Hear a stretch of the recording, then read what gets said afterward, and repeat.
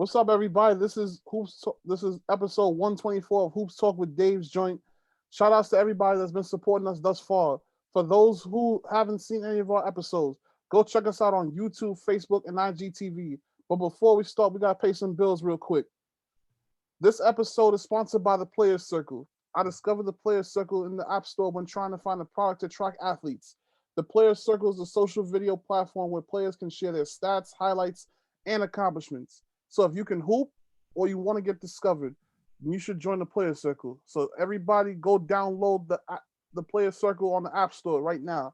I actually use it. So y'all will definitely love it out there. You know what I'm saying? We got some of the nation's top players using the app. So go check out the Player Circle on the App Store. But without further ado, we have a very special guest this evening. He hails from North Carolina. Y'all probably might remember this man's face from when he was shooting for BallisLife, but now he has a brand new, I'm not gonna say brand new, but a new venture that he got going on called the Hoop State Network. Is one of the hottest basketball networks in the nation. You know what I'm saying? Anything in North Carolina moving, you know what I'm saying? Hoop State is on top of it. So without further ado, I have with us tonight Mr. Webb Wellman. Webb, thank you for coming on to share your testimony, man.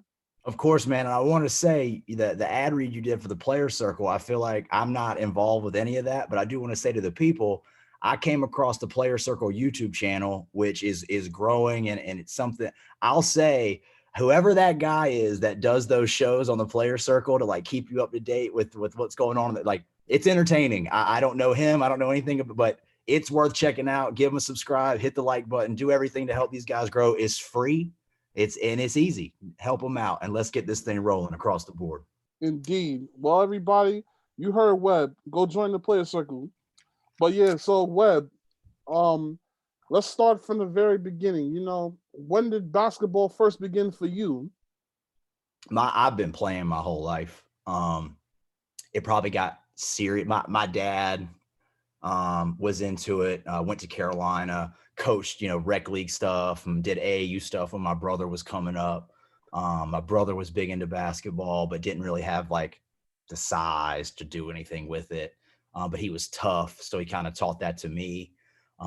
It got serious for me in high school. I went to a school where basketball was not popping. No one cared about it. And if you took it real seriously, they probably made fun of you for it. And we had a kid transfer in who did take it seriously, and he could have cared less what anybody thought about him. And he became one of my best friends. And I kind of found my passion for the game through him. And, I was good. I've always been good enough for it to be fun. Probably never been good enough to really warrant any sort of pay for play type situation. But yeah, so high school basketball is as far as I got. I played pickup probably every day of my life until I got too busy to sustain that. And even now today, I think I'll probably play some sort of basketball until my body can't take it anymore. It is, it's the passion that drives everything I do at the end of the day, for sure. Indeed, man. So what part of North Carolina are you from? And, what's the basketball culture like over there? Well, this is one of my favorite questions because I'm kind of in a situation that a lot of people are. I'm from Kinston, North Carolina. And if anyone doesn't know anything about Kinston, North Carolina, Google Kinston ESPN. And you're going to find an article there called The Mecca of Basketball. And Kinston, North Carolina is a place where 1 out of every 52 players that play for the public school turn pro, NBA, professional. So, Jerry Stackhouse, Brandon Ingram, Reggie Bullock, a handful of lesser known guys. Basketball is a big deal in Kinston. It still is. It always will be. And, luckily it was getting connected with the Kinston High guys playing pickup and having fun with it. That was kind of what started to open my eyes, not only to the culture of basketball, but also like how I was raised and how I was brought up is not how everyone was raised and how everyone was brought up. And you get to learn that like, there's a lot more to this world than what you know and what you've learned. And so basketball has been the catalyst to everything I know about people and about culture and about community.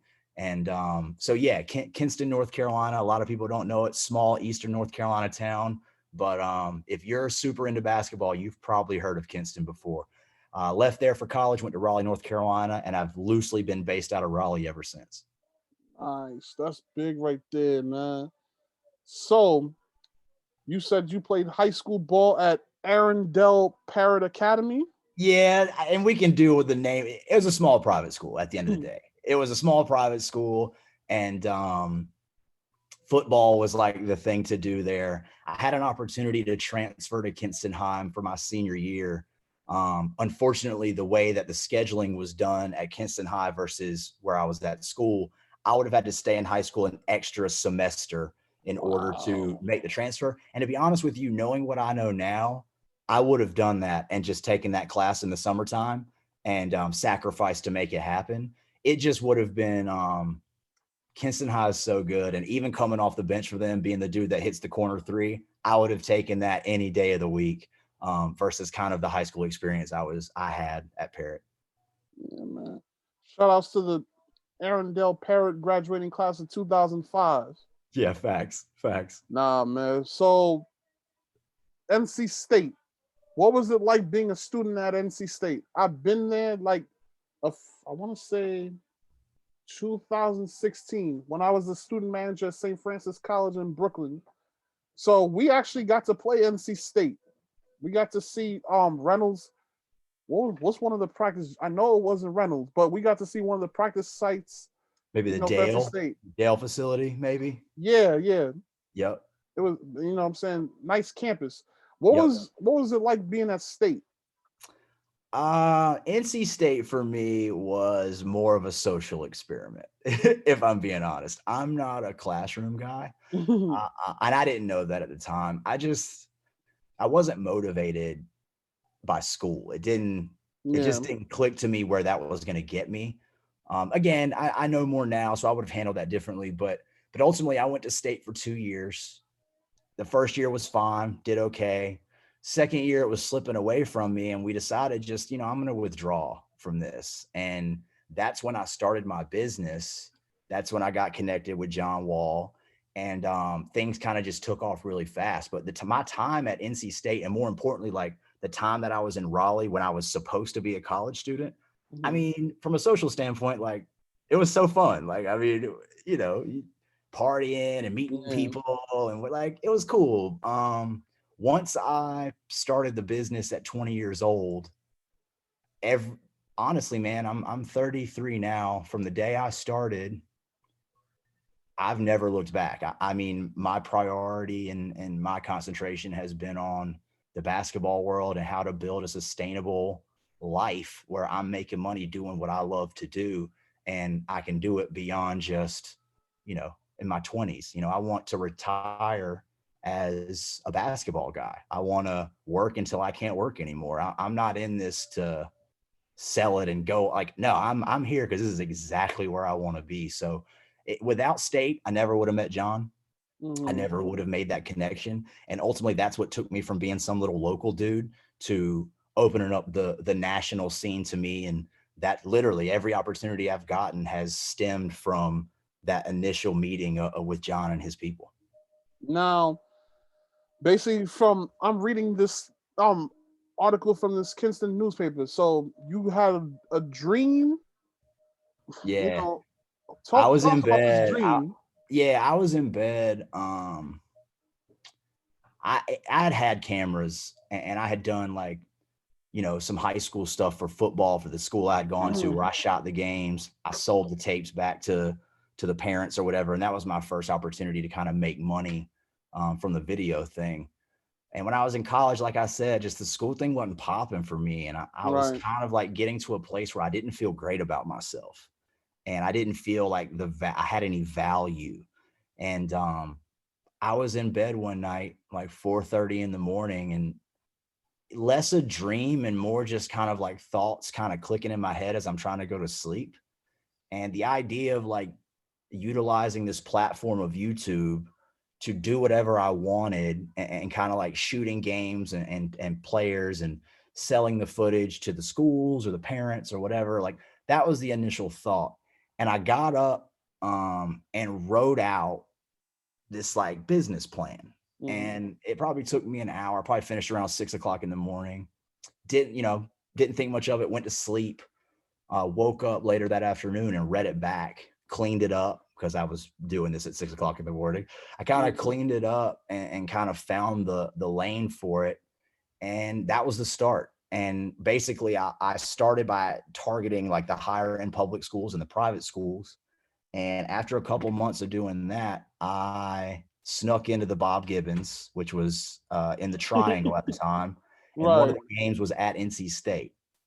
I snuck in. I borrowed a media packet from the ground, liberated that, and I shot one of John Wall's games, made a YouTube video, sent it to the email address on their team page. And that same day I got a call that was essentially like, hey, man, I've been looking for somebody to do this for us. I can't pay you, but I'll pay for you to go with us to Augusta, Vegas, Florida, LA. Like, you can come with us. And so basically I'm 20 years old at the time. I'll be turning 21 that summer. I decided to I'm going to do that. I'm going to go and shoot this. And I kind of saw what was happening. And it was like, wow, these are college stars and NBA players before anyone knows about them. And you can create content and show the people what's coming. And if you're a basketball fan, I would do that all the time. I would go to YouTube and type in like such and such high school highlights. And there's not much there. And so at the time, I gave myself 2 years to build a fan base and show my work in hopes that something would come my way. Fast forward 2 years later, having a random Facebook conversation with Matt Rodriguez of BallisLife, that kind of set up a call, and they said everything I wanted to hear them say. And I joined BallisLife in 2010 after being independent for just under 2 years. Now, what was the name of when you first started, doing the filming? What was the name of the company? Now, it was one of the worst names in basketball media history, but it was called One Entertainment. And the reason it was called One Entertainment was, this is so abstract. I'm gonna run through this fast. I've had surgery on it since, but I had a lazy eye. And essentially, like, I couldn't really see super well out of my left eye. So the vision is something that I've always kind of concentrated on. And the one came from that and entertainment, because clearly it's entertainment. I did a bunch of stuff at that time away from basketball. As well as any creator knows, that you're not going to get paid for what you want to do right away unless you are just so good that you can garnish some offers. So like, I was doing weddings, I was doing dance recital, like anything and everything that people would pay me to do, I'm doing it. And so the idea of One Entertainment was it was going to be bigger than just basketball. And then, basically once BallisLife hired me, that occupied all my time, and One Entertainment just kind of took a back seat. Now, how did you, let's get back to the Bob Gibbons thing. Like, how did you manage to get that credential? Oh, no credential. I was very, very sneaky. I saw that I didn't know anything about AAU basketball at the time. I had seen that there was a tournament, and one of the locations was literally like the Reynolds, like you mentioned, at NC State. That's walking distance from where I lived in Raleigh. So I saw there were games going on. The top ranked player in our state at the time was playing, didn't know anything about him. I knew a few different ways to get into Reynolds in terms of like doors being propped open or doors they kind of don't lock all the time. Wow. And so me and my brother actually snuck in through one of the side doors. I put him in the stands up top with a camera, and I was on the floor, which was probably not where I should have been if I didn't have a credential. But this is back in the day too, where like there was no cameras, like no media people covering stuff. Like it was very easy. I shot the game. I think before that moment, I had filmed maybe 2 in-game dunks in my life. Wow. And in this one game, they were throwing off the backboard to each other. It was Ryan Kelly, who later went on to Duke and played professionally for a minute. John Wall, who everyone knows who John Wall is. JT Terrell, or if you're a mixtape guy, JT Terrell, Deuce Bello. They actually had Darius Moore on that team, who went on to play for the Lakers for a little while. It was stacked. It was crazy. And so I threw that video up, went back home right up the road, didn't go to any other games at that tournament. That was the only game I attended. And that was also the only event I ever had to sneak into, because after that, I started getting myself credentialed to things. Wow. So after that, did you ever get to shoot like any games at NC State? Oh yeah. So it took a while. Like, I mean, it was when I was with BallisLife, but eventually when you're in it long enough and people kind of know that you're a decent person and like your goal is to highlight the kids in the program and not to like promote negativity. Yeah, I got in. It just took the right SID being hired at NC State. And shout out to Craig Hamill, who's still very cool with us. Like, he gave me the access I needed, and I shot 2 seasons of football, low key, and then I did a lot of basketball. We still to this day, when we want, Dennis, we filmed every game Dennis played at NC State, Dennis Smith Jr. But yeah, I've gotten to shoot, me and my partners have probably shot 50 NC State games over the years. Wow. And getting back to, you mentioned Dennis. So that year that I went to Raleigh to the PNC Center, if that's probably still the name, we did get to play Dennis. And my shout outs to my guy Rasheem Dunn, who just graduated from St. John's. So he was a freshman with us at the time. So we shut down Dennis Smith that day, held him to 12 points. But one of the you shut down Mark Godfrey that day. Well, yeah. Yeah. Long story short, so and this is the interesting part of this story. So as the game is going on, I look all the way down to the corner and I see none other than J. Cole at the game. Yep. We filmed this game, by the way. Matter of fact, yeah. Now that I remember, yeah. That was our first game of the season. The very first game. Yep, my man Donnie was there. I gotta see if that mix is still there. I can find the raw footage for sure. Yeah, because I'm sure like some of my guys, I remember there was a lot of dunks on NC State's side. You know what I'm saying? Like, I'm sure for a brief time, I saw the highlights of that game. But yeah, man, I gotta go check that out. Even though we were on the losing end. I'll check our raw highlights too. I guarantee you we have it saved up somewhere. Copy. Yeah. But yeah, as far as the SIDs, right now I cover at least, I would say mostly 5 of the 7 Division I schools out here in New York City.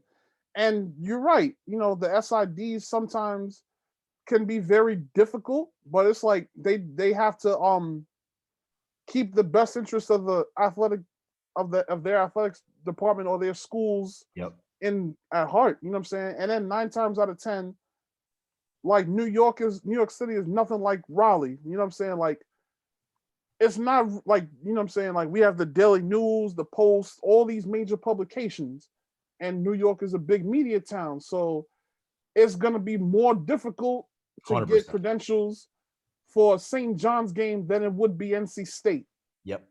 Well, same for us. Like, getting into a Duke or a Carolina is a totally different situation than going anywhere else. For you guys, it's different when it comes to like when Duke, NC State, Syracuse, or schools like that come to town. Then now that's going to be very difficult. But for like the little games like maybe NC Central, that might be easy to get. You know what I'm saying? Because shout outs to my guy Lavelle Moulton. You know what I'm saying? But those are games where NC State they're picked to win by a lot. You know what I'm saying? And it's not going to be as much media coverage for that. Now you're gonna have the local news there, and that's essentially it. The like you said, the big boy games, you have a lot more random media people that pop up. Exactly. A lot of times, and this, it's like whether you're at the high school level, the college level, or the pro level, it's all in who you know and who knows you. That too. And like you said, like with the SIDs, if someone who they trust tells you like, hey, Dave's a good guy, Webb's a good guy, like they're just here to do X, Y, and Z, they're going to follow the rules. They're not going to piss off any of the TV networks. They're going to do exactly what they say they're going to do. Then again, it kind of becomes that easy. And with Craig, he'll be honest with us, like, hey, I can get you guys into the State Duke game, but like you're going to have to film from way up top and you're not going to have baseline access. It's like, cool, like we're in, we'll figure it out, no worries. Yeah. Exactly. It's all about that coverage at the end of the day. That honest coverage, Shout outs to all the SIDs out there. And also on the high school level. And now that's gotten hard because to kind of differentiate the legit publications from, the guys that just want to be at the game for free. Yeah. Because if you really look at it, Webb, it seems like everybody on every street corner has a mixtape. 100%. Everybody's a writer. You know what I'm saying? Everybody has a camera, which is, difficult, but like sports media outlets, I'm not gonna lie, within the last, I want to say 5 to 10 years, it's grown for the most part. Big time. Now everybody wants a credential. Everybody has this, that, and the other. But I handle it the same way, to be real. I handle my stuff like an SID does, to be honest with you. Like our events, and especially like we had Mikey, this year, and to see the difference of like the circus that happens when he's there. If I have an event, my number one job is to protect my players. Right. And second to that is like protect my content. And I'm not really one that wants to like lock people out or keep people out. But one thing I'm not going to do, I'm not going to have a game where I've got 50 people on the baseline. Half of them are holding cell phones in their hands. And the other half don't have any following or any kind of benefit to the event or the player. Me letting them in is more of a benefit to them as an individual than it is to anything else. And for some events, that's cool. But like an event like the John Wall, for example, like we have to be really safe about who we let in. And if I know you, you're probably going to be good. And if I don't know you, you might have a problem. But I tell people this all the time. If I say no to you and your approach to me is on some like F you type stuff, like cool, like you'll never do anything around like that I'm involved with ever again, no problem. But if your approach is like, hey, tell me in the future, what do I need to do to like be involved? Like, I love this. I want to do this. Yada, yada. I'm probably going to right up front be like, hey, well, let's figure it out right now. Maybe you shoot for me as a freelancer. You get to own the footage. You license it to me. And I'm telling you kind of where to shoot, what to shoot, whatever. And if you do well, from now on, anytime you hit me up, I'm going to give you access. It's kind of that simple. And a lot of kids, especially today, especially the way that social media and stuff works today, the entitlement across the board is at all new level. Players, media members, whatever. It's like, me and you both, like we're older and we've been doing this for a long time. Nobody owes us nothing. Exactly. And no one is owed anything. No one deserves anything. Your job, if you really care and you're really passionate, you work your ass off. And no matter what, it's going to be highs and lows. You got to work just as hard in the highs as the lows, and vice versa. Like if somebody tells me no, my mindset is I'm going to figure out how to make you say yes. And then I'm going to make sure that when it's done, you look back and you're like, thank God I said yes. I have no problem proving myself. Absolutely, man. And for all the people covering events right now, I'm overloaded with a lot of content. So if you guys don't see my content for like maybe a month or so, please don't hold that against me. Because don't judge anyone. Look, editing video it's hell. Like it is time consuming, and the stuff that's good, it's good for a reason. And it takes time. And no one that doesn't do that will understand that. But I would tell any fan or any viewer or anybody that follows you and what you do, the longer a project takes, the more entertaining it's going to be for you as a viewer. It's going to be worth the wait that you have to endure. That's a fact. Same as it goes for editorial. You know what I'm saying? Like this is not like articles are not just something that you could just whip up right then and there. It's like it takes time to get a good enough article for people to read. Like, I've been on a hiatus from editorial content for a year because of the pandemic, and that's probably the reason that I started this podcast. Because right now you can't really do face-to-face interviews with people. Right. But eventually, we're gonna start doing editorial work again. But for right now, this is where it's at. That and taking pictures. You said this is episode 124? Yeah. That is, most podcasts don't make it past 7 episodes. I mean, that's a fact. So like that, that is incredible, and congratulations to you. Thank you. I'm glad I could be one of the 124, but that is an insane number. And when things do open back up and you are able to do these in person, you've added so much value to your brand because you're providing a platform for people to speak their truth without it having to worry about it being chopped up and cut up and kind of fitting a narrative. Well, even if that narrative's a great one, Right. it's still like people want to be heard and understood. Exactly. And this type of platform provides that. Indeed, man. And plus, we don't edit anything. You Right. guys are free to speak the raw truth, man. We keep it raw over here. But That's New York, though. That's New York. That's New York through and through. Yeah, man. Yeah, So I like that. Yeah. So moving forward, so let's talk about John Wall in high school. How was he, as a player and as a person? The player part we already know, but how was John back then? Exactly how he is right now. Like it's awesome and it's funny at the same. I mean, John is himself. And if you're around his family for 1 second, and his mom, rest in peace, she passed this past year, but his mom was everything, and she was the rock of the whole family. And if you went over there and got to kind of experience the family dynamic, you see exactly why John is the way he is. And John is someone who protects the people that are in his circle, and he'll go to war for you. And if you're not in his circle, he probably doesn't have a lot to say to you, as I don't either. But if you get to know him and the wall breaks down, no pun intended, he's an incredible person, man. He's so cool and so fun and funny. He's always talking about music. He's always talking about what's going on in the culture. He's big into fashion.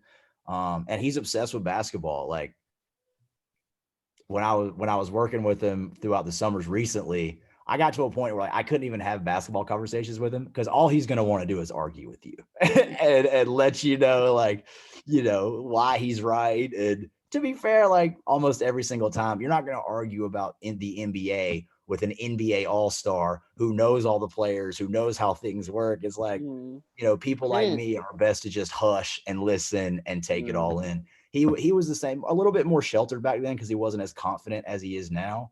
But in terms of like how he treated his friends, there's a reason that his crew 5 deep is the same dudes that it was throughout his entire high school career. That's still his crew right now. There's a reason for that. He's not going to turn, even me. Like I'm someone who with players, I try not to use the friend word too much out of respect for them. Like I don't just want to assume that like, oh yeah, like we're friends because we communicate and I cover them and they're cool with me. Like I take friendship very seriously. Exactly. It's something like with as much as I work, I don't get to garnish the same level of like friendships and relationships that I would like. So the people that I do consider my friends, I'm the same. I'm like ride or die, I'll do anything for you type guy. John took me in as family from the get-go. And after I was covering him for that short little while, really that traveling we did before his senior year, him and his mom both. I mean, they trusted me, they believed in me, and they looked after me.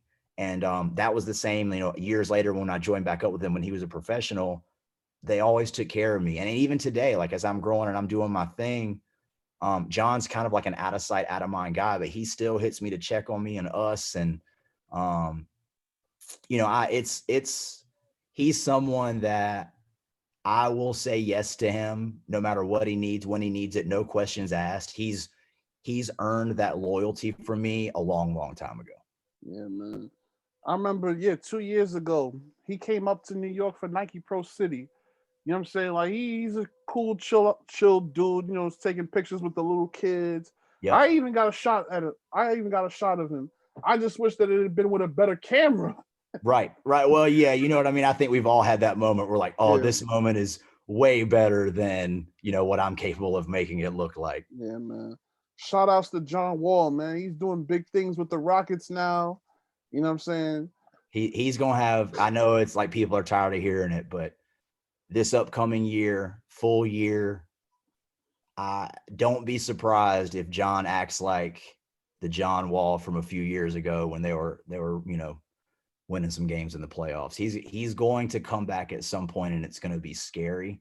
And I think it's going to be this upcoming season. Knock on wood. It's certainly, he just needs the right situation. He needs the right teammate. and it's over. Yeah, man, no doubt. So yeah, moving forward, yeah. So talk about what it was like traveling with D1 Sports, because they were, like you said, you guys went to Augusta. You know what I'm saying? Like, talk about that experience. So it was fun for a few different reasons. One, it was like my first insight into high level AAU basketball, but also, the Clifton brothers, mainly Brian Clifton. Not only did he let me travel with them, but like I'm staying in his room, I'm on the floor. If he's got meetings with coaches, I'm there. If he's going on visits to like me, I'm there, and I'm just a fly on the wall. And there'd be opportunities where I'd be like, "Hey, Brian, do you want me to like step out so y'all can like do this without me being here?" And he's like, "Nah, you're with us. You're good." And Mm-hmm. so I would just, again, another situation where I'm 21 years old with the number one player in the country at the time. So like the education that I got in terms of the reality of what this basketball world is really about, the what you hear and the rumors of like what it really is and what people think it is. And I got the truth. I got to Yeah. see exactly what it is, exactly what the ceiling looks like. And I got to experience that for like a year and a half, 2 years. And aside from that, I think that was the biggest benefit to me, is understanding really how this world works. Aside from that, like D1 Sports was not good. They didn't win any games ever. But my job as a marketer was to make it seem like they were one of the best programs in the country. And that is exactly what we did. And to this day, people look at D1 like they were big stuff. Like they had one stretch my first year in Vegas where they won the Reebok tournament we were at. They ran through a bunch of teams. Kenny Boynton at the time was a big deal. They won a bunch of games. Then outside of that one tournament, the years that I was with D1 Sports, they did not win games. Wow. And so like the Quincy Miller years, the Deuce Bello years, JT Terrell, like all those years, the kids got the offers they wanted. They got all the attention they needed. Brian did not care about winning games. It wasn't what it was about. It's about getting his kids to the colleges that they want to go to. So And they so were again, like, that's another learning lesson. Like, oh, okay, I figured it was about wins and losses out here. right. So basically, they were like what WACG is like now, minus all the fanfare. Exactly. And that's the thing. Like, that's what a lot of kids don't understand is John was on that first stretch of like highlight play, mixtape players. That wasn't a thing. So like now the worlds that like the Mikey Williams are living in, the Imani Bates, the Ball brothers, like that was all set up back in 2009. First with Derrick Rose and Hoop Mixtape, and then leading into what John Wall ended up being. And it took off from there. Every top player every year, there was some guy. And now we're in a place to where, I mean, people might not like it, but we've created a market. Like players now that they're allowed to sell their own likeness. Well, now all these millions of followers you have and all these views you get, BallisLife gets to win, Overtime gets to win, the producers win, but also you win as a kid because now you can take money to promote brands with all your followers, as you should. And if you look at guys like Mikey Williams, and that's exactly what they're doing now. And you deserve, as the player, you deserve to benefit off of who you are and what you've done, period. I don't care what your argument is against that. That's a fact. Exactly. Yeah, man. Because they're getting all these views and all this attention, and they're getting that rock star treatment. So they definitely. I'll tell you, for John back in the day, what we did for him on building him up, when Brian Clifton would go into meetings with brands, when he started doing his shoe deal and all these different things for the league, well, now John's not coming in as a guy that you got to build up. John's fan base is already there. And we're going to build off these hundreds of thousands, upwards to millions of people that follow, watch, like, whatever, are obsessed with John Wall. Oh, and by the way, he went to one of the most rabid fan bases in the country for college. So now you're going to have all of Kentucky who are going to back him up, his online following, and whatever team he ends up playing for. Well, for a brand like Reebok, oh, hey, writing him a $25 million check seems a lot more reasonable now. And at the time, I want to say that was the second biggest shoe deal next to LeBron. Right. I forgot. Yeah, I kind of forgot that he was with Reebok. He was with Reebok for a while. Yep. And I think then, it was 4 years, and then Adidas bought out his contract because Adidas owns Reebok. That's true. Yeah, man. Like he was probably the last marketable athlete that they had as far as their They basketball just division. handled it wrong. If I was Reebok and I knowing what I know now and I had control of that, you don't market John as like some Disney Channel dude. Like John is the new Allen Iverson. And what I mean by that is like Allen Iverson was loved and respected because Allen Iverson represented where he came from and the people that he was always connected to the streets. And a lot of people say that in like a negative way. Like people, same with influencers today, people support who they believe in and who they can connect to. And people could connect to AI. If John had somebody who was putting him out there the right way from the get-go, it would have been the same thing.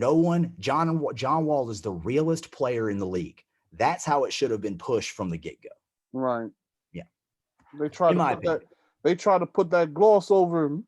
Everybody, that's what they want to do. They want to, we want to be as family friendly and brand friendly as possible. Like, cool, if that's who the kid is. If that's who the kid is, that's cool. But like, not all dudes are like that. And to be fair, not all people that buy product and move merch, which is what these people are worried about, that's not who you're marketing to all the time.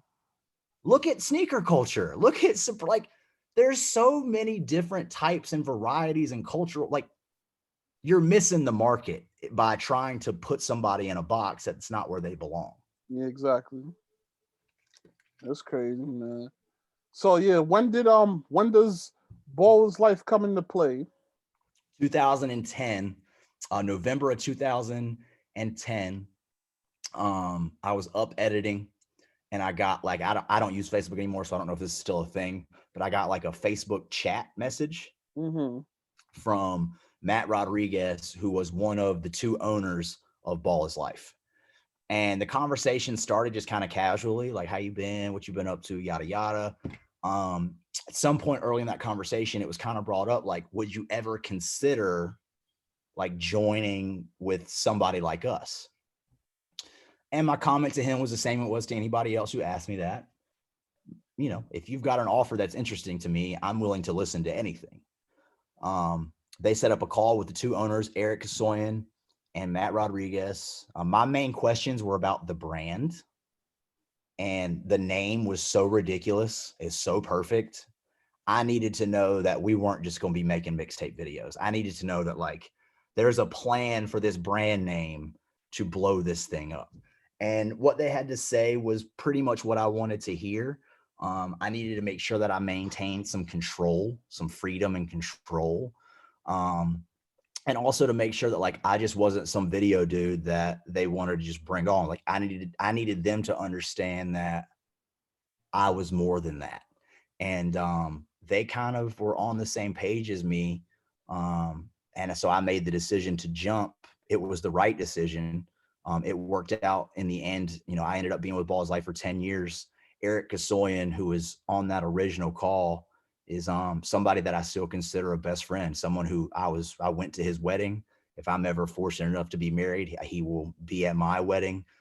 Someone I still communicate with on a weekly basis today. So a lot of the relationships I made over there, it was a long time, 10 years. I benefited them, I think, just as much as they benefited me. So it ended up being kind of a win-win situation for everybody. Yeah, man. Wow, 10 years. 10 years.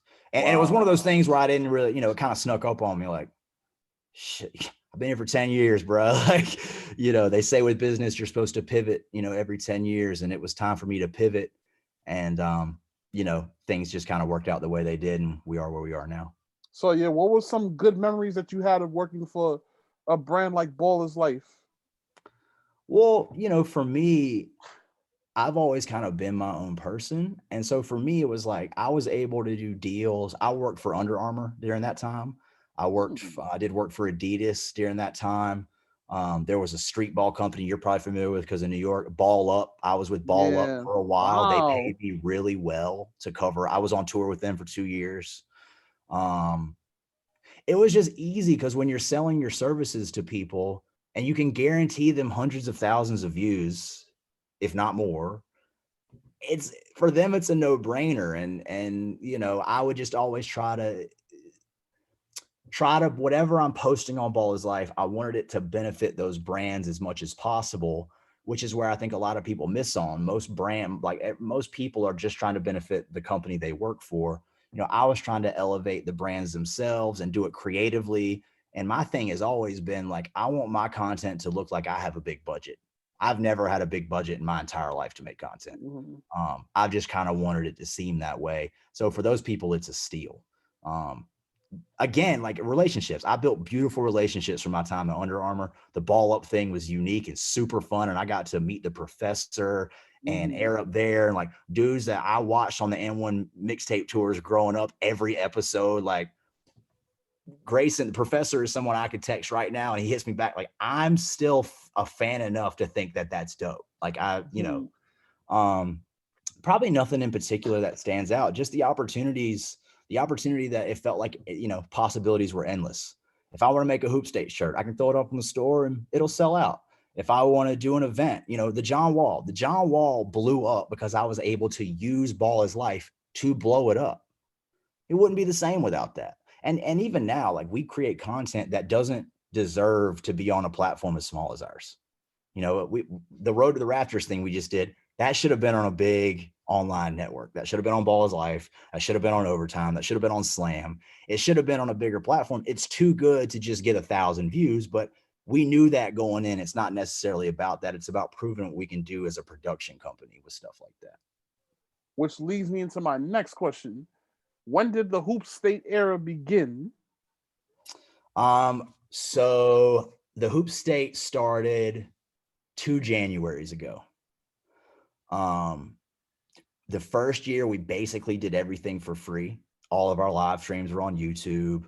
All the stuff we were doing was just kind of trying to build attention for ourselves. Oh no, I'm sorry, like the Hoop State in general, the beginning. Yeah. 9 years ago. Okay.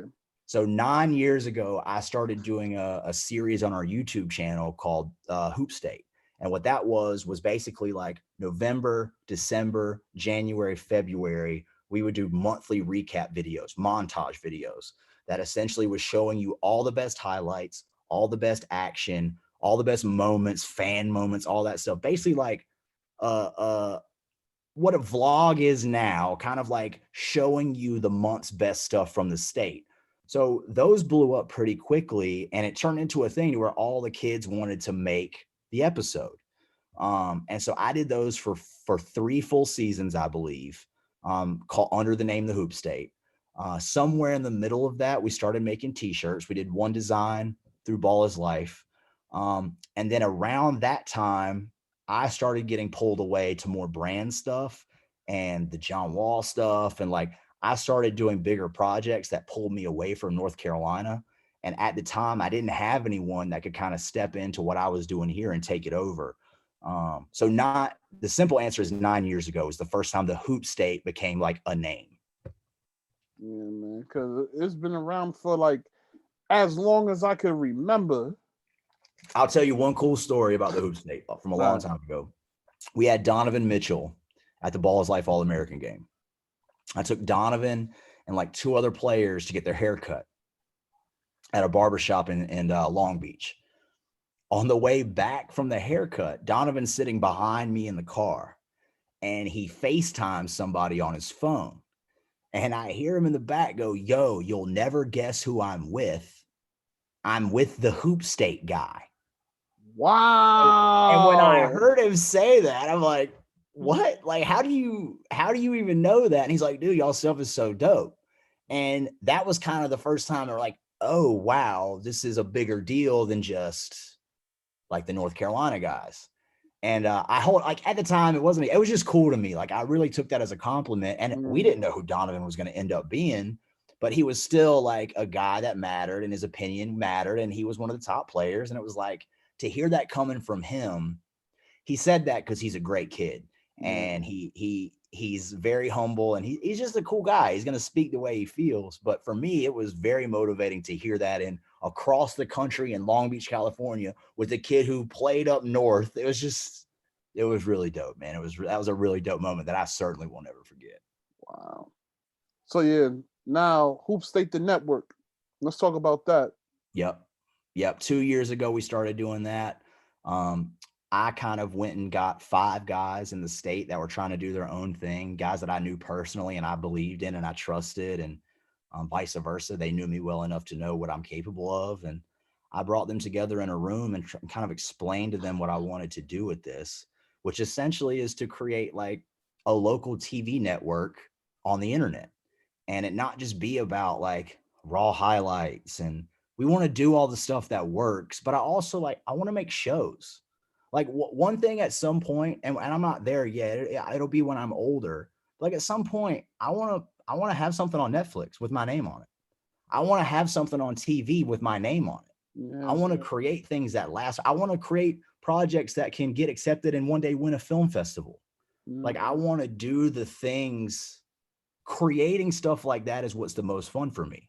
And then the live streaming thing has been a completely new, that's our main source of revenue, is creating live streams. And live streaming terrified me in the beginning. It terrified me because there's so many things that could go wrong, but that's fear. That was fear in me, like not believing in myself. I live for like when you're live, and I don't ever want things to go wrong. But when things start going wrong, I'm the type of dude that I center myself when things start going wrong, and I'm going to figure it out. We're going to figure it out fast. Right. And I used to be afraid of mistakes, and I am not anymore.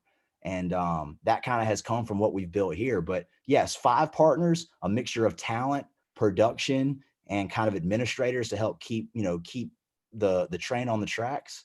And yeah, our goal now is to keep growing, increase revenue, and use that to put right back into the business to create more job opportunities, more opportunities for coaches and players, increase the platform, and really to build like a loyal following.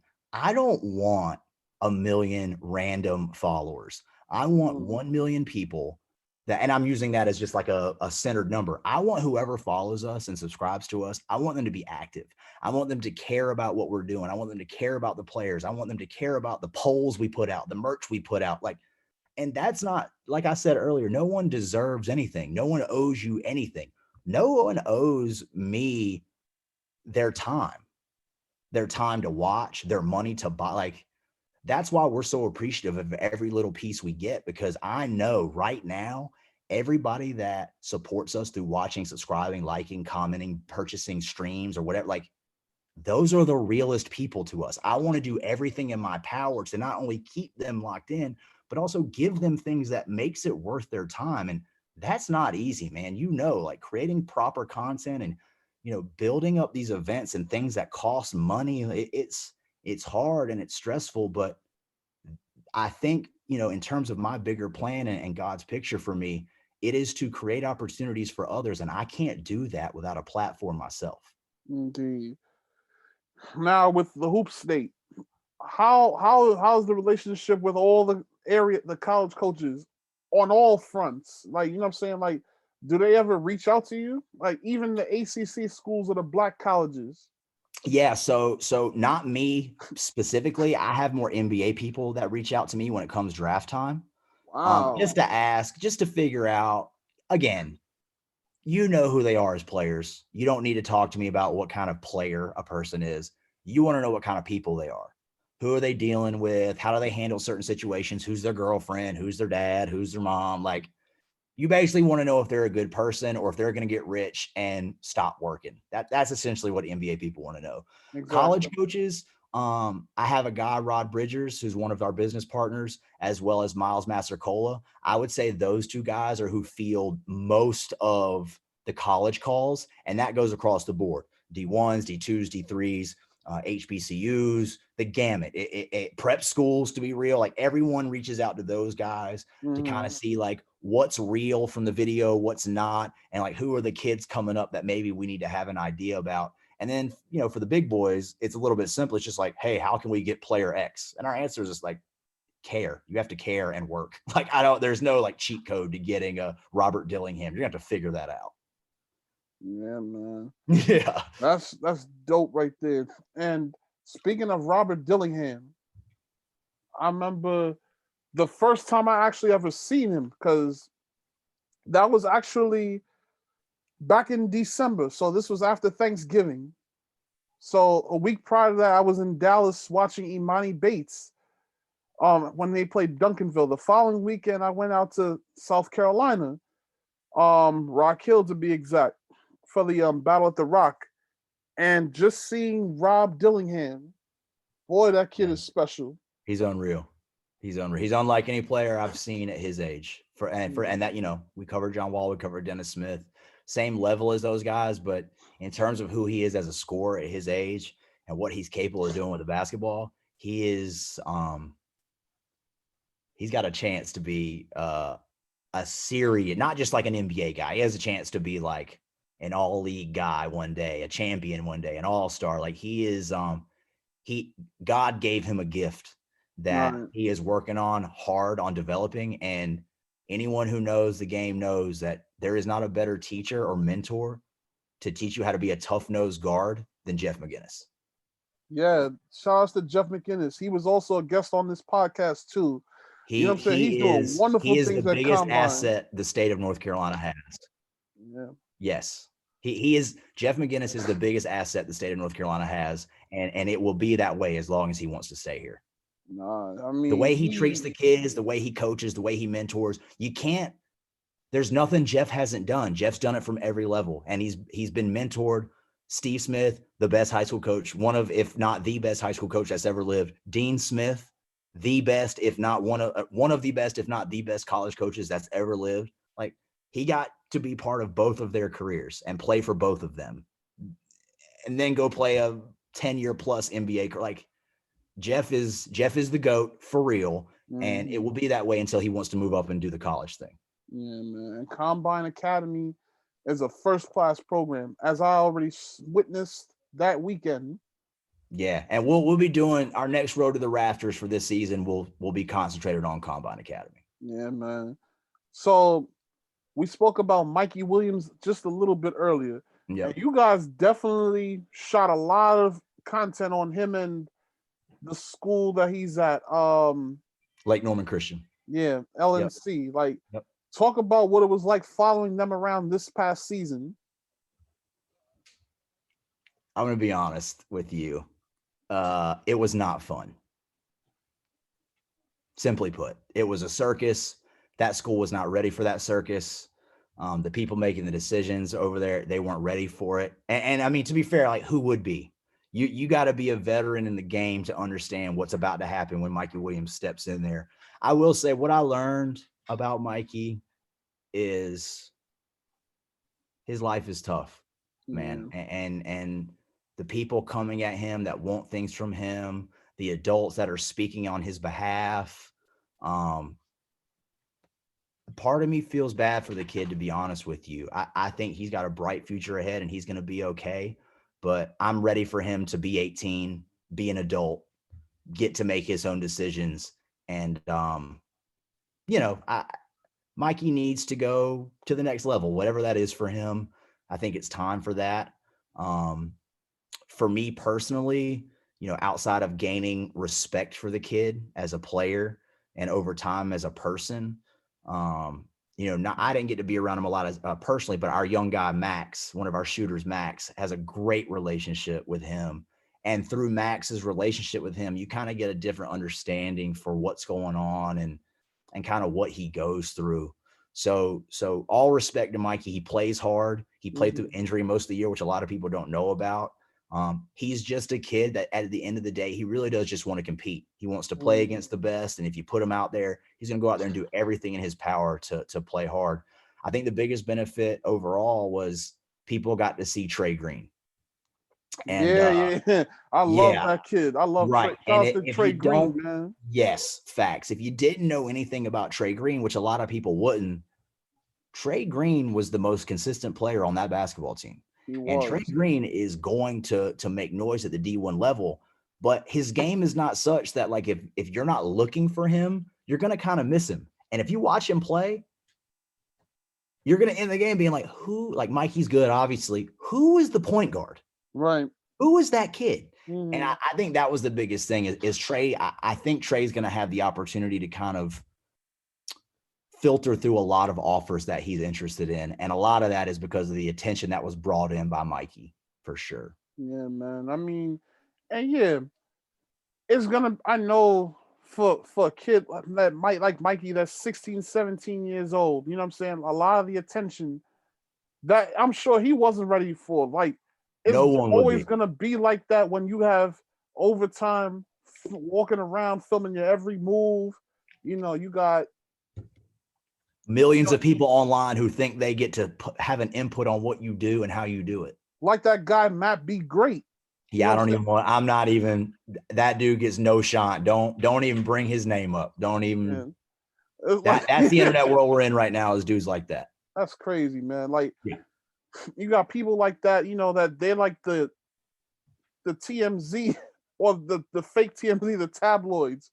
Yeah. You know what I'm saying? Like, you know, reporting on these kids' lives. Like, damn, like, fall back. You know what I'm saying? Like, y'all making it bad for outlets like ours, like our respective outlets that really want to cover these kids and tell the true stories, not, you know, tabloid like stories that would make outlets like TMZ happy. You know what I'm saying? Like, these are teenagers. Like, you messing with kids' lives. You know what I'm saying? That's what a lot of people forget is they think because you have a huge following that for some reason that gives you a different mentality than he's a teenager. These are teenagers. Like, can you imagine being 17 years old and having millions of people who care about everything you say and do? They like and comment and pump you up. And then you've got haters who say all kinds of crazy stuff. Like, I personally, I don't know. Like, I think I would be a Mikey Williams and I would just not have social media. And then I'm going to miss out on a lot of money and opportunity. But like, I don't think I could handle that.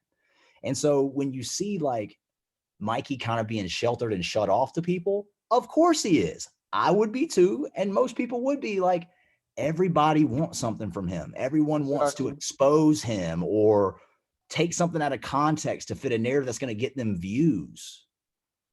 That's true. And he's not the only one. Like, you got kids like Bronny James, Imani Bates. You know what I'm saying? Those type of kids at that level, you know what I'm saying, that are big names. People want the same thing out of them too. Well, have you noticed with Mikey? There's not a lot of content of Bryce James. Right. Because you want to know why? Because if you walk in where he's playing with a camera, a large security guard is going to approach you and tell you have to leave. Because they're going to protect Bryce until Bryce gets to a point of like his game is good enough. Or if he doesn't, that's not his passion, he can move on without getting absolutely destroyed. They're protecting the youngest and trying not to drop. My biggest concern with Mikey would be he loves the game of basketball. He could be forced into a situation, the way people handle him, that he doesn't even like it anymore. Yeah. And without the love and the passion of the game, that's where he's going to make a bag and he's gone. He's going to disappear and go do something else, be a social media influencer, get his money and just play for fun. Yeah. And that's Mikey like needs a Julian to be a professional. Newman. Right.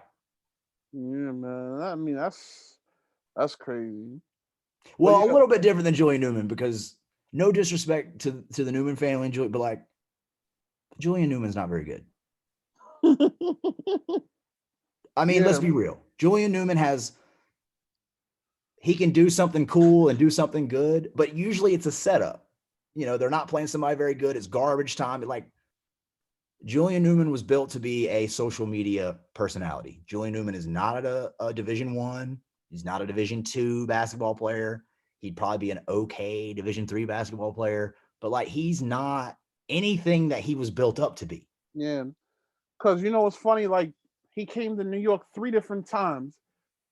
The first time he played at Dykeman, it rained. So, and then, you know, shout outs to Jalen Nesmith. You know, it seemed like Jalen Nesmith got the better of him.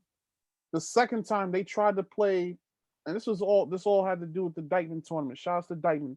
The second time they tried to play again at the Gaucho's gym, it was too humid, so they had to shut down the game. But then the third time, and this actually happened 2 years ago. I don't know if you saw it, but the third time we have a kid from Brooklyn. His name is Anthony Rome Marshall.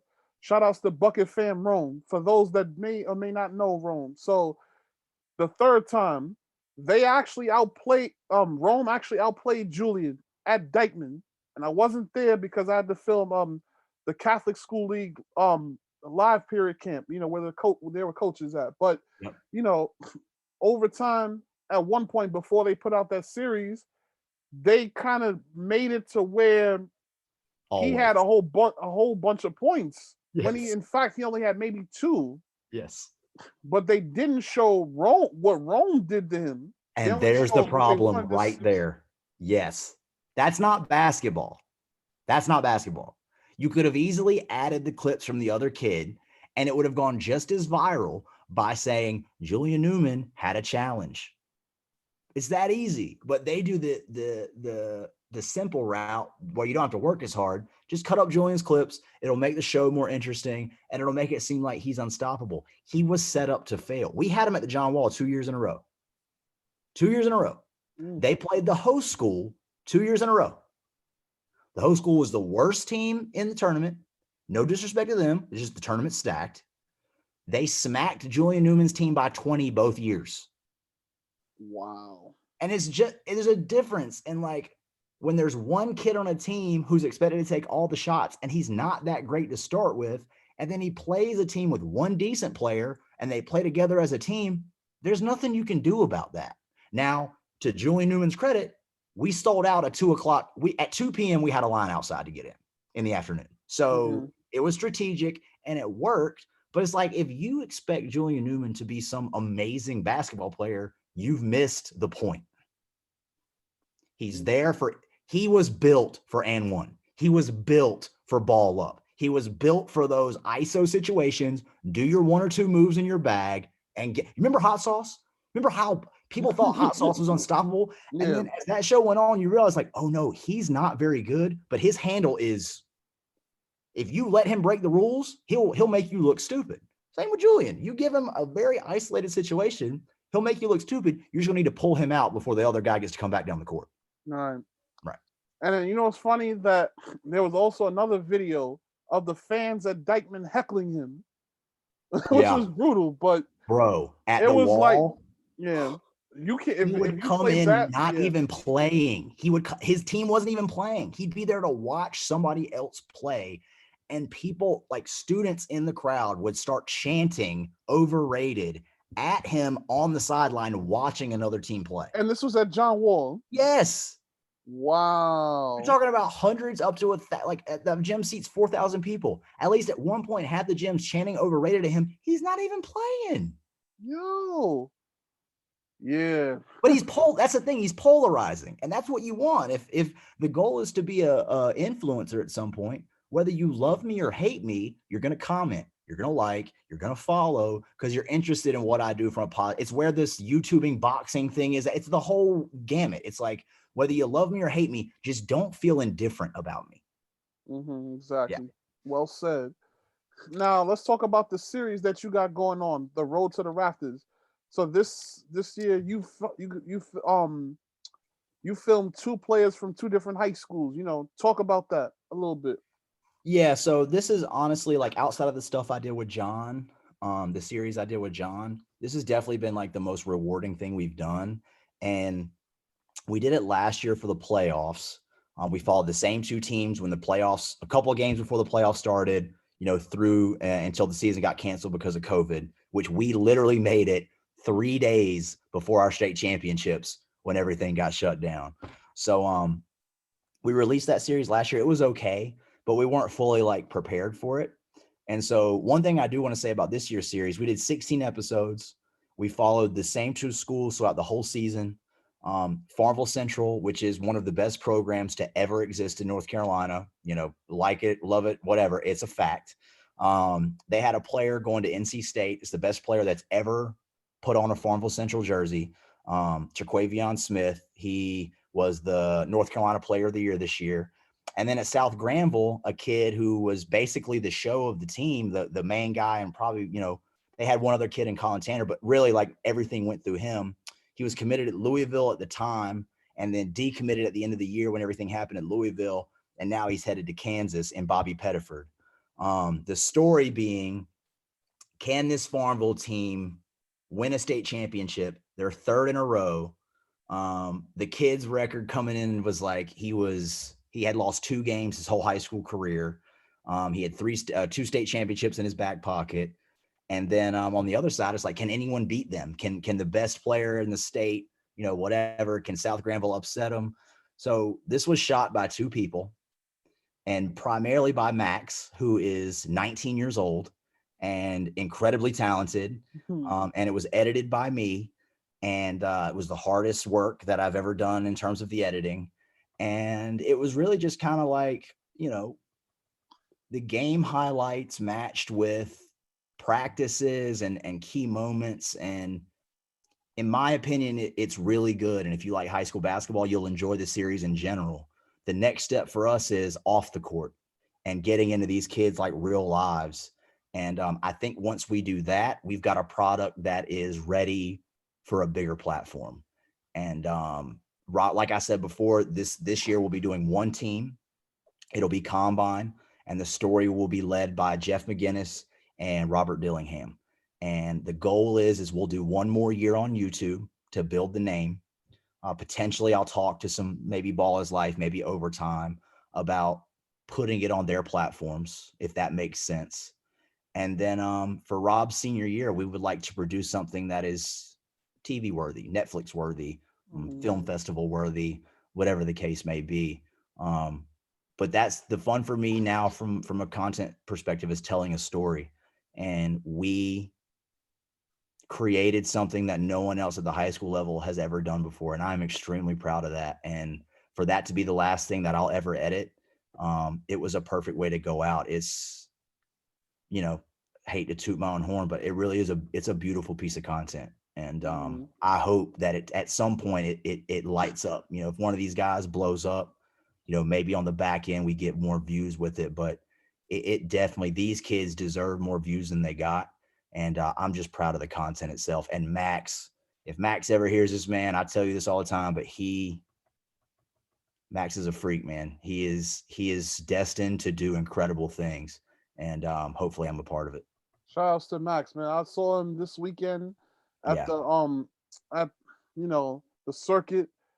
Yo, that kid is gonna be something, man. Agreed. That kid's the real deal, man. Yep. But now let's finally talk about something I've been interested in. Cool. The John Wall Holiday Classic. For years, that was known by a different name, the Glaxo Klein Smith Holiday Classic. So when did John get involved with that? All right, so this is going to be fun for me to talk about too. So when I got involved with this event, I covered it for the first time in 2008. It was known as the Glaxo Smith Klein, which is like a big corporation here in North Carolina, based in Raleigh. No sports affiliation, just a huge company at the end of the day. They were there for a few years, and then it switched to the high school OT Holiday Invitational. High school OT is like the local news of our area. So Capital Broadcasting was who owns them. They purchased it for 5 years, and they ran it into the ground. I'm talking about, they stopped caring about national. They only wanted local, and they almost killed it in its tracks. And it was really hard to watch. During their time there, I was involved with selecting the teams with the director to make sure that like we were getting who we wanted.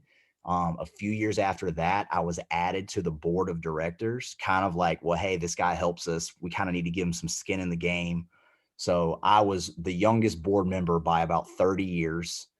And they trusted me completely. That event, we give out 10 scholarships every year for that event, to not having nothing to do with sports. It's to local people in the county, kids that are exceptionally like amazing, but they don't have the resources to kind of get to where they need to go.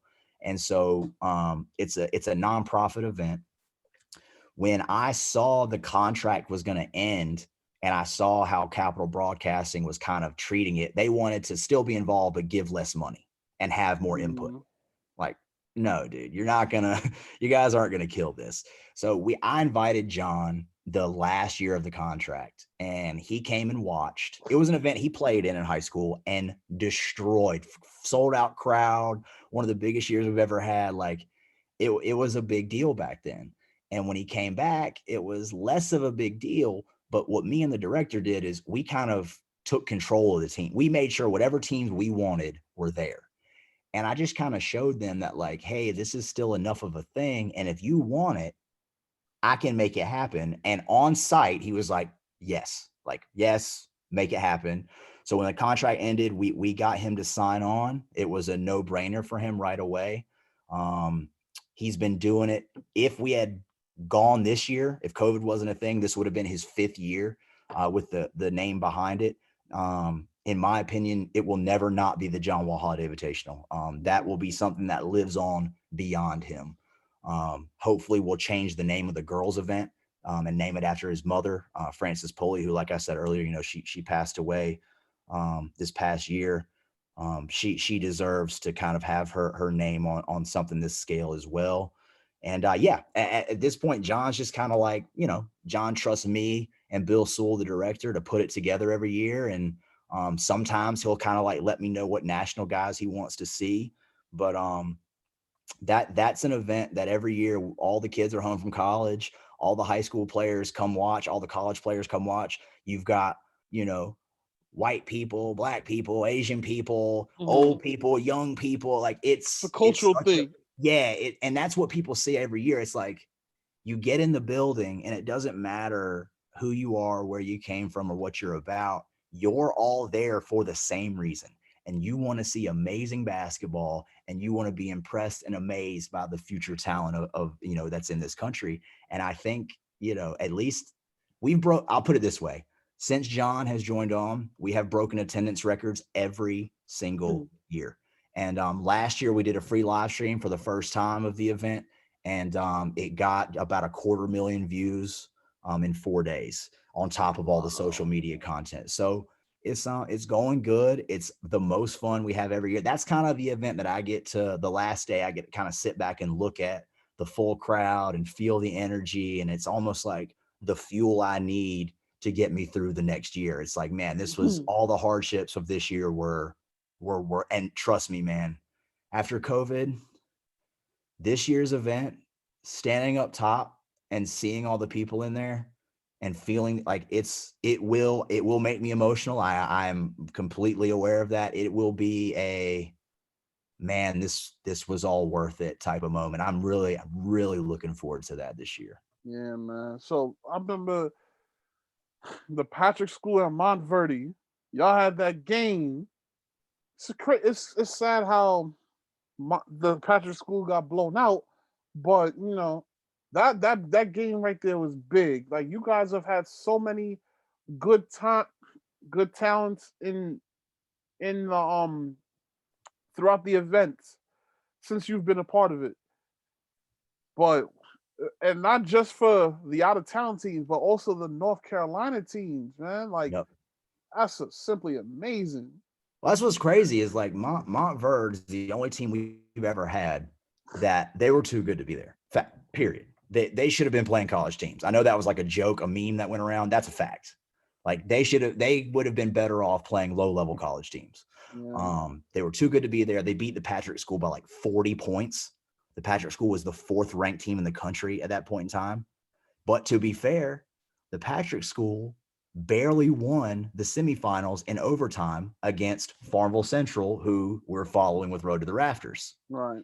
That's the beauty in our event, is there will always be a game that a local team comes close or upsets a national team that no one sees coming, because no one thinks that the regular talent in North Carolina is as strong as Texas, Florida, New York, California. Like, when you get here, you see it, you're like, oh wow, this is what football is to Texas, basketball is to North Carolina, and it shows when you see our guys. Yeah, man. Well said. So this December, I'm trying to make that one of my stops. You come, I got you a hotel room. Copy. So yeah, let's this is one of my favorite questions before I lead up to the final question. All right.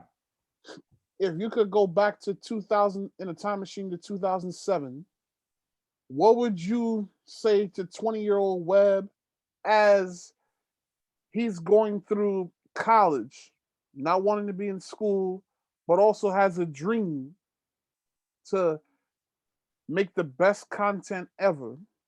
What would you tell yourself at 20 years old? Don't be afraid to mess up. Period. Don't be afraid of what people are going to think about you. Stop thinking that everyone is paying attention to what you're doing. And instead of talking about the way that things should be, go do it yourself. Prove it. And if you fail, you're going to be okay. Everything's going to be fine. You're going to be better at the end of the failure. And when you try it again, look, the reality is the Hoop State Network could have been a thing 10 years ago. I was afraid. I didn't believe in myself. And through being with John the second time around and doing all the things that I did with him and getting to see the things I saw and experience the things I realized that like the world, and I mean this for everyone, and like talking to me, talking to you, whoever, the world is yours. We only have but a certain amount of time on this earth, and it's up to you what you want to do with it. And the things you do in the moment are fickle, and people are going to forget about that. But the impact that you can make in the bigger picture, the amount of people that I can help create job opportunities, whether it's, you know, with my company or with another company, when someone needs help, and regardless of if it's a moneymaker or not, if I can help them and we help them, that's legacy. And I think I could have gotten to this point a lot faster if I had quit being afraid of failing and just been like, just go do it.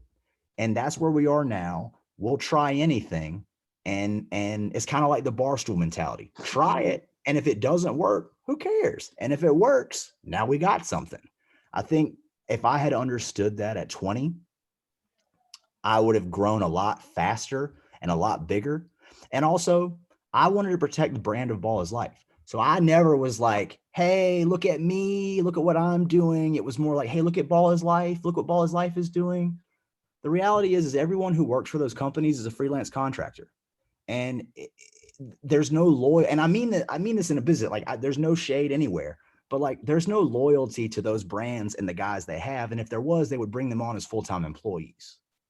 So for me, it's like, hey, BallisLife benefits from, or Overtime or Slam, whomever, they benefit from the work you do.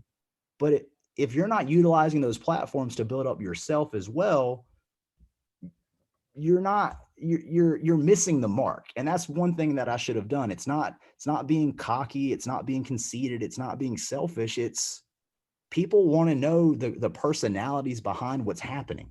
And that's where we're at now. I could have been here a lot sooner if 20-year-old Webb had not been so scared. All right. So this is another bonus question before the final question. For all the, young mixtape entrepreneurs that's coming out right now, what advice would you give to them? Just making videos isn't enough. Get good at that, but realize that what you're doing is you're not making a hype mixtape. You're telling a story, whether that's a 1-minute story, a 15-second story, a 10-minute story. What your content is telling a story. And what I would say the most creators don't understand is your content doesn't have value unless you can sell it. If no one wants to buy what you're doing, and buying means either direct buy, or it means subscribing to you or sharing your stuff, or, buying your merch, whatever. If you can't, creating dope content is the easiest part, unfortunately. How do you sell it? How do you sustain the lifestyle? And if all you're worried about is likes and follows, you're in trouble, dude. You're in trouble. You've got to worry about that stuff too, but you've got to worry about where's the money? Where's the money going to come from? How am I going to be 10 years from now? How am I not going to be selling insurance at State Farm? You're going to have to, whether it's you can do it yourself and build a business and make it sustainable, or you have to build yourself up to get hired by an ESPN or a Bleacher Report. The benefit now for creators is there's tons of different lanes. Whereas for me, when we started, we're praying that this was even going to be a thing. You know, now if you do dope stuff, companies will take a chance on you. You just kind of have to know how to navigate it from there and realize that, like, let's say young creator, we'll call him Steve. Hey, Steve, Overtime's going to give you a job right now. You're going to follow Mikey Williams and you're going to make the Mikey Williams TikTok show or whatever, you know, whatever it is. Cool, man. Do that and kill it. But realize all you've done is gotten paid to create a part of your resume. And if you don't have an extensive resume with things that seem attractive to a big business, until you get a full-time offer, everything you do is about creating an opportunity for your next move. Don't be complacent. No matter where you are, how big you are, how small you are, it's all building towards something. And if you're too lazy to go out and try new things, well, bro, you probably got a hobby for a few years and then you're going to have to go do something else. I'm not going anywhere. And you have to have that mentality too. I'm not leaving. This is my world. I'm going to work my butt off to stay around, and I'm going to treat people right so they're not turned off by me. You have to have that mentality from the get-go. Or I'll tell you this, Dave Tellep, the first time I met him, one thing he said to me is get used to a lot of these faces. You're going to see a lot of these people consistently, but notice over the years, one by one, they'll go away. They'll go away. They'll go away. There's tons of people who do this as a hobby. Only a small handful are the people that can make it a career. That's what I would tell them. And I think that if you hear that and you hear what I'm saying, I think that will serve you well as you move forward. And there's some dudes right now, I'll tell you right now, there's some independent dudes, they're big time. And as soon as these companies figure out how good they are, they'll be gone and they'll be doing big, big things. Well said, man. Nick in the cut. Just to throw one out there, Nick in the cut is one of those dudes. Yeah. Well said. Shout outs to Nick in the cut. Love his content, by the way. Unbelievable kid, man. Unbelievable kid. Yeah, man. He's doing his thing. Final question. What's next in the future for Webb Wellman and the Hoop State Network? I have 5 business partners that I need to create enough revenue that I can bring them on full time and they can walk away from what they're doing. These are a couple guys with families, a couple guys coming out of college. What's next for us is leagues, events, showcases, more content, partnering, moving beyond North Carolina, partnering with people to live stream their stuff. This will be the first time that I start opening up my Rolodex. I've been doing this since 2007. And this will be the first time I open up my Rolodex and start calling on people that I've known for a long time to say, hey guys, this is what I provide. And, you have this and I would like to be a part of it. And I'm prepared to get 100 no's, but I'm living for that one yes. And I'm going to be vigilant and I'm going to be, kind of relentless is the word that I live by. I'm going to be relentless in my pursuit of making this work, and no one can sell it like me. And I want my guys to get everything they deserve, and that is up to me at this point. And I want to not married, no kids. I'm married to the game, and it's time to make sure that I do everything that I've told these guys I'm going to do for them, and I hold up my end of the bargain. That's where I'm going to be for the next little while, and I love every minute of it, man. The highs, the lows. When you're doing it for yourself and the people who believe in you, it's a lot easier to enjoy the entire process. Indeed. Webb, thank you for coming on to share your testimonial. And I wish you and the Hoop State Network nothing but the best moving forward. Y'all make sure to like this stuff, subscribe to this man, everything he's doing. I'll be honest with you. I've known Dave for a lot longer than I've known him. And I've been aware of what he's been doing for a long time. And he's always supported us. He's always been super cool. He's one of those guys that's just, he's nice to everybody, man. And if anyone deserves your free support, it's this guy. And it's really as easy as hitting the subscribe button. So I appreciate you, man. And I'm here for you anytime you want to talk to me, or if you want me to get you set up with anybody else within our network, like utilize me as a resource. And I appreciate it. Honestly, man, anyone who's listening to me and you at this point, who's been on for this long, you're literally the realest one is who we're dealing with. So thank you for real for making it this far. Thank you, Dave, for the platform and for asking me the most. I mean, this is the best podcast I've ever done. You know who I am, and it shows in how this has gone. So honestly, man, I appreciate you more than you'll ever know. My God. Well, everybody, this is episode 124 of Hoops Talk with Dave's Joint. Shout out to my guy Webb for everything that he's doing. He's doing some groundbreaking work. So go check out this episode on YouTube, Facebook, and IGTV, and also subscribe to our work. But everybody, go check out the Hoop State Network on Facebook, YouTube, Instagram, IG, Twitter, YouTube, all that. If it's there, we're there. and also look out for Road to the Rafters. And if you're ever in Raleigh, North Carolina, go check out the John Wall Invitational, which will be taking place this December. Yes, sir. So everybody, stay safe, stay blessed. Peace. Appreciate y'all.